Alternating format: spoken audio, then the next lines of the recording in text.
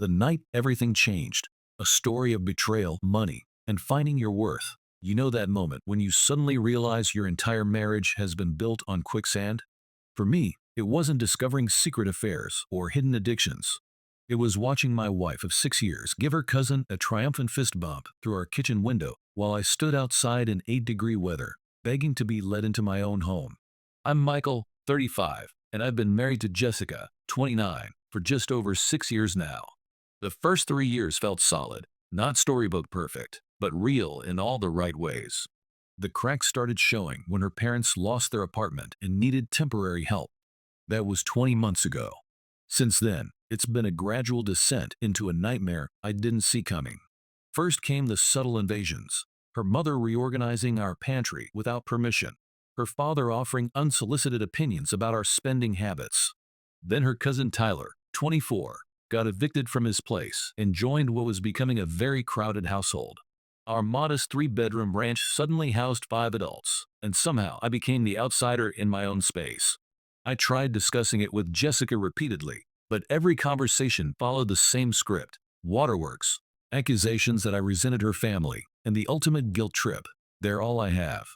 Eventually, I stopped trying and started working overtime at the accounting firm, spending evenings in our converted garage office, anywhere to find some breathing room. Not exactly the healthiest approach, but when you're drowning, you grab whatever keeps you afloat. Last Tuesday was the breaking point. We'd been slammed by this vicious ice storm, the kind where local news anchors practically beg people to stay indoors. I'd volunteered for overtime partly for the extra pay, partly to avoid Jessica's family's weekly trivia night, which mostly involved inside references to people I'd never met. My shift at Morrison and Associates ended at 10:30 p.m., and the roads were treacherous. What should have been a 15-minute commute stretched to nearly 45 minutes of white-knuckled driving through sleet and freezing rain. I pulled into our driveway already drained and noticed every light blazing. Strange for nearly 11 p.m. on a Tuesday, but whatever. I trudged through the ice-slicked walkway to our front door. My key wouldn't turn. I tried again, thinking maybe the cold had warped something. Nothing. I double-checked. Right house, right key. I knocked, waited, knocked harder. Finally, I saw movement through the frosted glass panel. The porch light flickered on, and Jessica's face appeared at the window beside the door. Relief flooded through me until I registered her expression. She wasn't worried. She was entertained. I gestured toward the door. She shook her head with what looked suspiciously like amusement. Confused, I called her cell. She answered but didn't speak. "Jess, the door's stuck and my key isn't working. Can you let me in?" "It's freezing out here." "Yeah, about that," she said, her voice unnaturally casual. "We had the locks changed today." "You what?" "Why would you do that without telling me?" Tyler thought it would be hilarious. I stared at her through the glass, waiting for the punchline that never came. "Jessica, it's 8 degrees and there's ice everywhere. Let me in."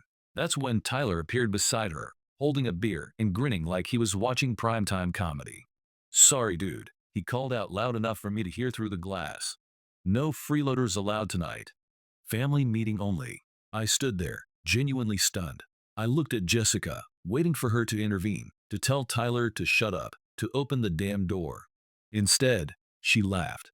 Actually laughed. Her parents materialized behind them, both wearing matching smirks.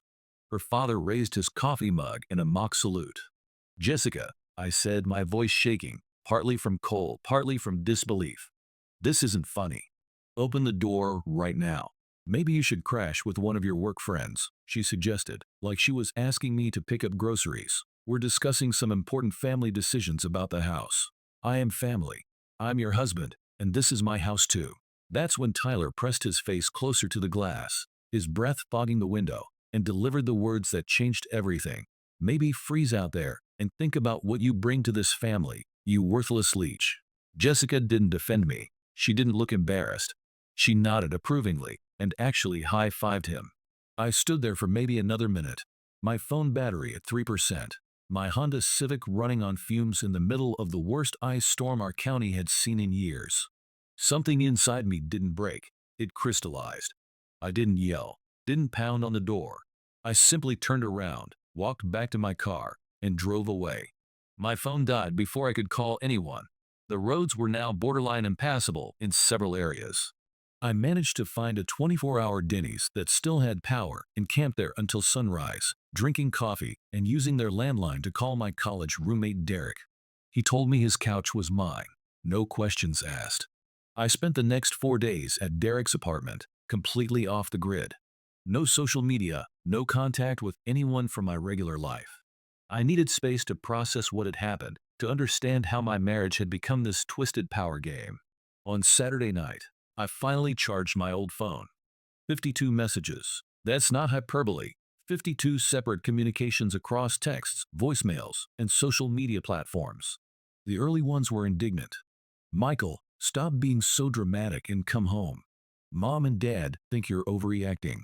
Then concerned. Where are you staying? Just let us know you're safe. Then panicked. Michael, seriously, this isn't funny anymore. We've called all your friends. Please just respond. The most recent ones were pure desperation. Please come home. I'm sorry, we were just messing around. Tyler feels awful. Everyone's worried sick. My personal favorite came from Jessica's mother. We never intended for you to actually leave. Please come back so we can resolve this as a family. As a family. The same family that locked me out in life-threatening weather and laughed while doing it. I've never been the type for dramatic gestures. I've always been the guy who compromises, who keeps the peace, who let his in-laws essentially take over his house for nearly 2 years without putting his foot down. But something fundamental shifted that night. Standing in the freezing rain, watching my wife mock me through our kitchen window. I texted Jessica a simple message. We need to talk. Meet me at the Starbucks on Elm Street tomorrow at 1 p.m. Come alone. I'd spent 4 days thinking about what I was going to say to her, about what comes next, about the fact that I'd finally seen my marriage for what it really was. And I'd realized something crucial. The best revenge isn't served cold. It's served calculated. Update 1. First off, I had no idea my last post would explode like that. My inbox has been absolutely insane. Thank you all for the support and reality checks. Reading through your responses has honestly helped me feel less insane about this entire situation. So many of you asked about the Starbucks confrontation and what happened during those 4 days I went dark. So here's the update I promised. When I walked away from my house that night, my mind felt strangely calm, like when you finally stop fighting a current and let it carry you. I sat in my car for maybe 20 minutes, just letting the heater run while I stared at my hands gripping the steering wheel. I didn't cry, didn't punch anything. I just existed in this weird bubble of clarity. The roads were absolutely nightmarish, abandoned cars and ditches, power lines down. I managed to find this 24-hour Denny's called Randy's that still had electricity. The place was nearly empty except for a couple of truck drivers and a waitress named Carmen who kept my coffee cup full without being asked. I ordered pie and sat in a corner booth trying to process what had just happened. My phone died around midnight, which was probably a blessing. I didn't want to see whatever garbage Jessica or her family might be sending.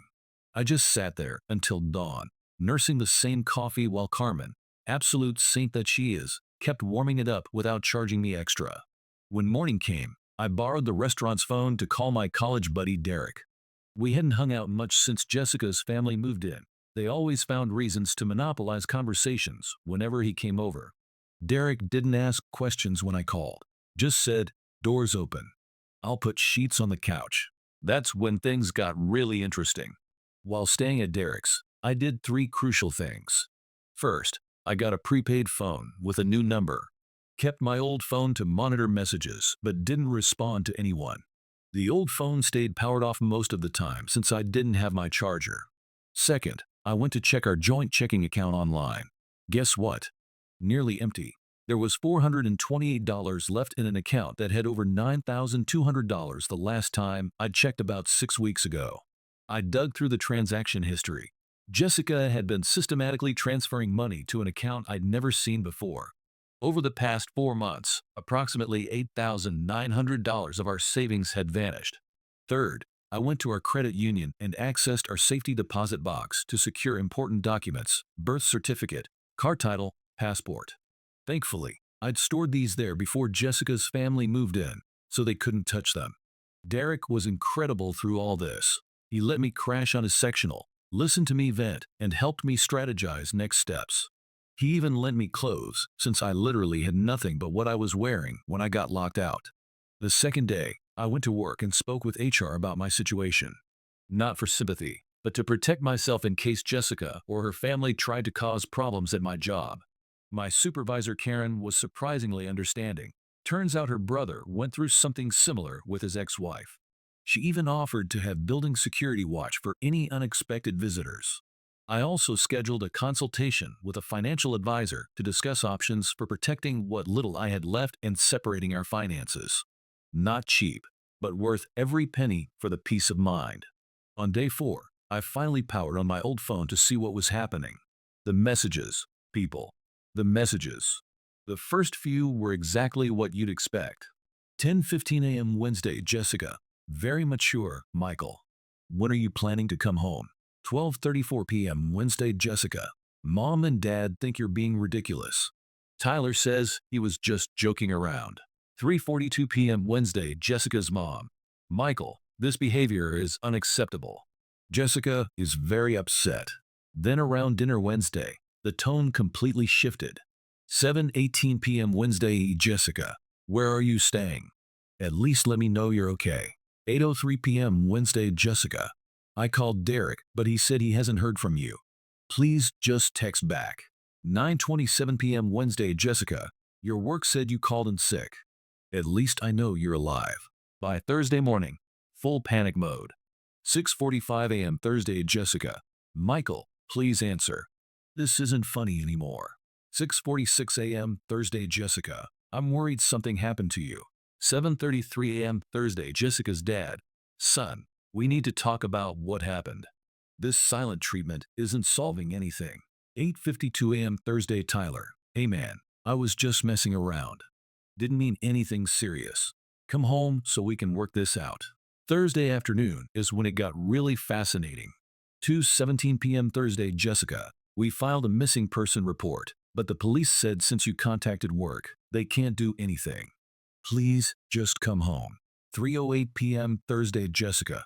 Your sister called me asking where you were. Did you tell her what happened? Fun fact, I hadn't, but my sister Rachel has always seen through Jessica's manipulation tactics. By Friday, the messages were coming hourly, increasingly frantic. 8:30 a.m. Friday, Jessica. Please come home. I'm sorry, we were just fooling around. 11:45 a.m. Friday, Jessica's mom. Michael, we never intended for you to actually leave. Please come back so we can resolve this as a family. 1:22 p.m. Friday, Jessica. I love you. Please come back. I'll make this right. 2:36 p.m. Friday, Tyler. Dude, everyone's freaking out. Just let us know you're okay. I'm sorry about what I said.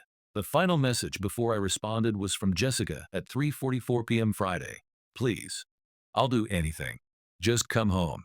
That's when I sent the Starbucks message. Now, about that meeting. I specifically said, come alone, for a reason. Guess what Jessica did? Showed up with her entire support squad, parents, Tyler, the whole circus. When I walked in and saw them all clustered around a corner table, I almost turned around and left. But I decided to play it cool. I sat down, looked Jessica directly in the eyes, and said, we agreed you'd come alone. She started crying immediately, saying she was scared and needed support. Her mom instantly jumped in, claiming they were all concerned about me and just wanted to help. I stayed completely calm and asked one simple question. Where did the $8,900 from our joint account go? The look on their faces was priceless. Jessica stammered something about emergency family expenses while her dad tried to change the subject. Tyler actually had the nerve to say I was being selfish about money during a family crisis. I pulled out printed bank statements showing the systematic withdrawal of funds over several months.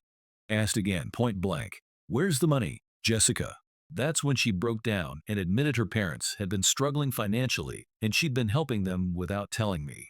Apparently, they'd lost a significant amount in some bad investment decisions, but didn't want me to know because they assumed I'd be judgmental. Her father started getting defensive, saying I should be grateful they were even living with us because their wisdom and experience were valuable to our household. What wisdom? The man can't figure out how to stream Netflix without technical support. I didn't yell, didn't make a scene. I just slid a piece of paper across the table with 3 non-negotiable demands. return all the money within 72 hours. They all move out of the house within 2 weeks.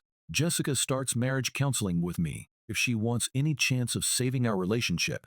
Her mother actually laughed and said, "We're not going anywhere. That house is as much ours as yours now." That's when I played my ace card. I pulled out my phone and showed them the video I'd managed to record during the lockout incident. Yes, I had the presence of mind to capture the final moments before my phone died. Crystal clear audio of Tyler saying, "Freeze out there and think about what you bring to this family, you worthless leech," and Jessica laughing. I explained very calmly that if the money wasn't returned and if they didn't vacate the premises, this video would be shared with every family member, friend, and Jessica's workplace. I also mentioned that I'd already consulted with an attorney, a small exaggeration, but they didn't need to know that about both the financial theft and potential charges related to recklessly endangering someone during a declared weather emergency. The Starbucks got very quiet. Jessica was sobbing. Her mom looked furious. Her dad appeared genuinely shocked. Tyler just stared at his coffee cup. I stood up, told Jessica to let me know her decision by end of business the next day, and walked out. That was Monday. This morning, I checked my account.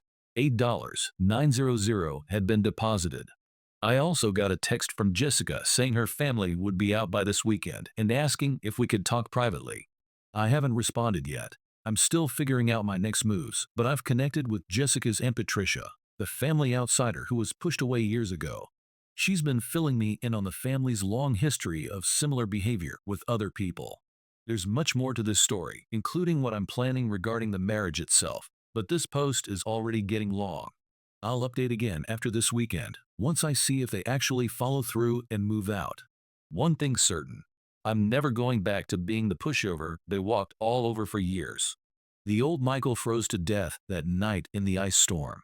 The one who walked away is someone completely different. Final update. The first thing I noticed when I finally walked back into my own house last Sunday, they'd completely rearranged the living room furniture. Who does that on their way out? The couch was against a different wall, the TV stand was positioned at this awkward angle, and my favorite recliner, the one Jessica always complained about, was shoved into the corner like it was being punished. Such a petty final gesture, but oddly, it made me laugh.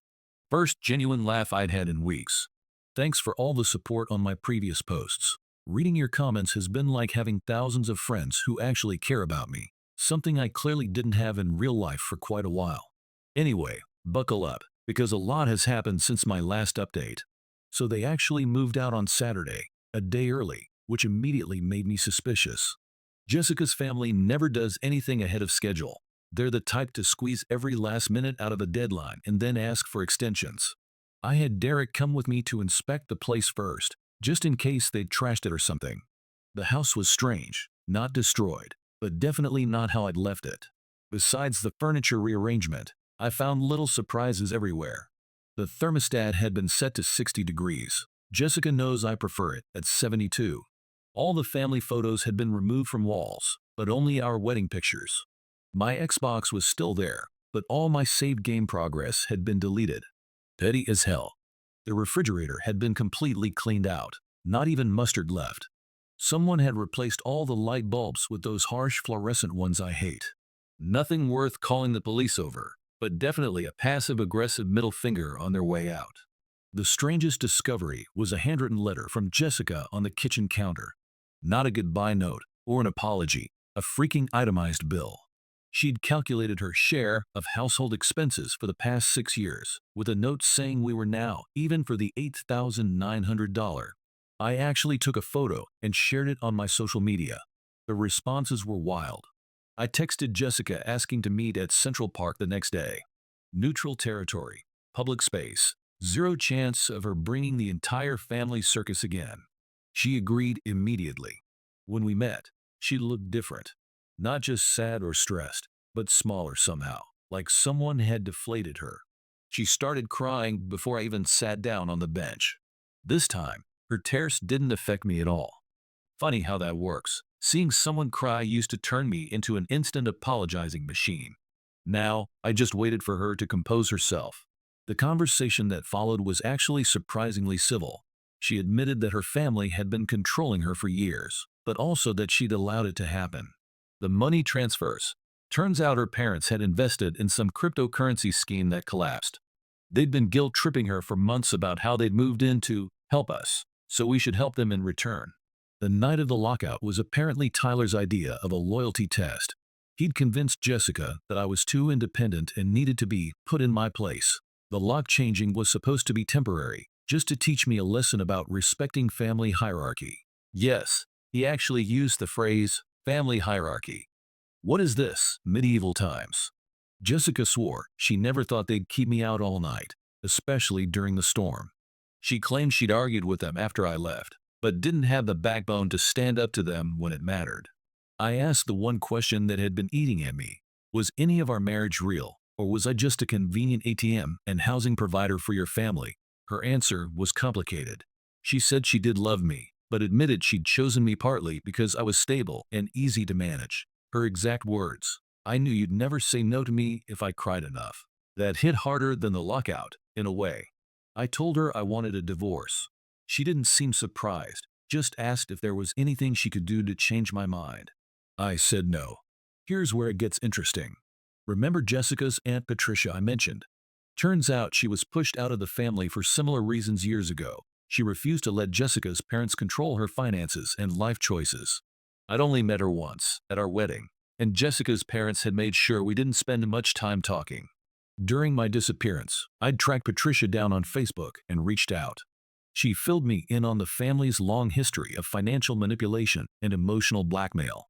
What happened to me wasn't an isolated incident, it was their established pattern. Patricia suggested something brilliant: confront them all at once during their big monthly family dinner. She'd been reconnecting with some extended family members who were also tired of Jessica's parents' manipulation, but had been too afraid to speak up. So last Sunday, I showed up unannounced at Jessica's grandparents' house during their monthly gathering. Patricia came with me for moral support. The look on everyone's faces when we walked in together was absolutely priceless. Jessica's mom actually choked on her wine. Her dad went pale. Tyler tried to leave, but his girlfriend, who I'd always liked, made him stay. I didn't yell, didn't make a scene. I just calmly laid out everything: the lockout, the stolen money, the years of manipulation. I played the video of them laughing at me in the freezing rain. Then Patricia shared her story, which eerily mirrored mine. The extended family had no idea about any of this. Jessica's grandparents were horrified. Her cousins were texting frantically, probably updating their group chats in real time. Her uncle Robert actually stood up and said he'd experienced similar treatment years ago, but thought he was the only one. One by one, family members started sharing their own stories of manipulation by Jessica's parents. It was like watching dominoes fall. Years of pent-up resentment came pouring out. The best part: Tyler finally cracked under pressure and admitted that locking me out had been a calculated move to push me away permanently. His girlfriend dumped him on the spot and asked if she could get a ride home with me and Patricia. We said yes, obviously. Jessica's parents tried to regain control. Her dad actually stood up and shouted that everyone needed to calm down, that I was manipulating the situation. Nobody bought it. Her mom tried to blame Jessica for mishandling the situation.